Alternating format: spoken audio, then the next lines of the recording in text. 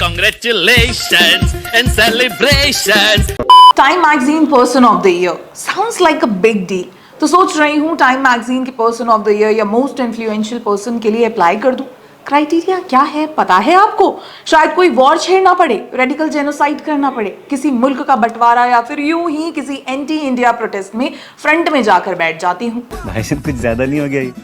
मतलब कुछ भी ज्यादा तो हो ही गया, लेकिन क्या करें, टाइम वालों को क्राइटेरिया यही लगता है। अब देखिए ना, सुप्रिया सुनीत बेचारी रो रही हैं। कांग्रेस पगलू सुप्रिया ने कुछ दिनों पहले टाइम मैगजीन के 1930 के एडिशन को बूस्ट करते हुए एक सोशल मीडिया पोस्ट किया था। अब मजबूरी भी तो है सुप्रिया जी की, क्या करें। Says you're a weak independent woman. What does that mean? Strong independent woman मैं बन नहीं पा रही हूँ। अब वीक इंडिपेंडेंट वुमेन वाली सुप्रिया जी कहती हैं कि जो नासमझ और मौका परस्त लोग महात्मा की तुलना माफी वीर से करने का पाप करते हैं वो ये जरूर पढ़ें।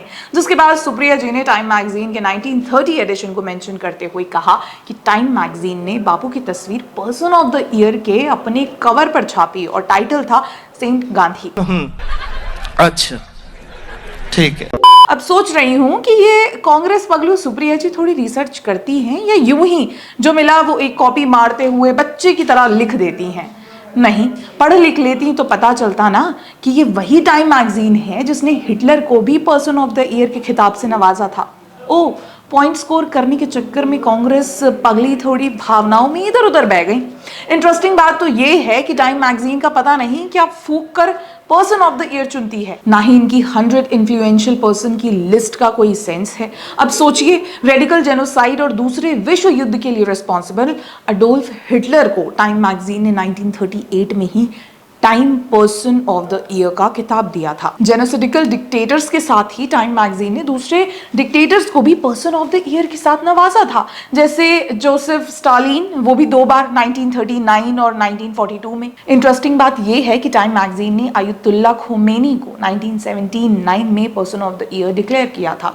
वहीं खोमेनी जिसने ईरान में ह्यूमन राइट्स की धज्जियां उड़ाई, एंटी सेमेटिक था और एक दैवीय सरकार स्थापित की थी। ये तो रही कुछ ऐसे डिक्टेटर्स की बात। टाइम ने लगभग हर अमेरिकी प्रेसिडेंट को पर्सन ऑफ द ईयर के खिताब से नवाजा है। ऐसे में सुप्रिया से सवाल है कि वो उन्हें पिटिशन करे कि एक ओवरलुक हुआ है। सुप्रिया टाइम को पत्र लिखकर निवेदन करे कि वो अपने किसी एक पुराने एडिशन का करेक्शन प्रिंट करे। एक आधा पर्सन ऑफ द ईयर चाचा नेहरू को भी दे ही दिया जाए। अब कब तक नेहरू जी की लेगेसी प्ले बॉय में छिपी रहेगी? और हाँ, इसी टाइम ने डॉक्टर मनमोहन सिंह को अंडर अचीवर बताते हुए कवर पेज पर छापा था। इन मैगजीन्स को कौन सीरियसली लेता है, इन लिबरल मिनियंस के अलावा? अब इनके most influential person of the year में बिल्किस भी तो थी। वही शाहीन बाग में बिरयानी खाने बैठी दादी, CAA NRC के नाम पर प्रोपेगेंडा फैला लिया, बिरयानी ठूस ली और टाइम मैगजीन के the 100 most influential people list में भी आ गए।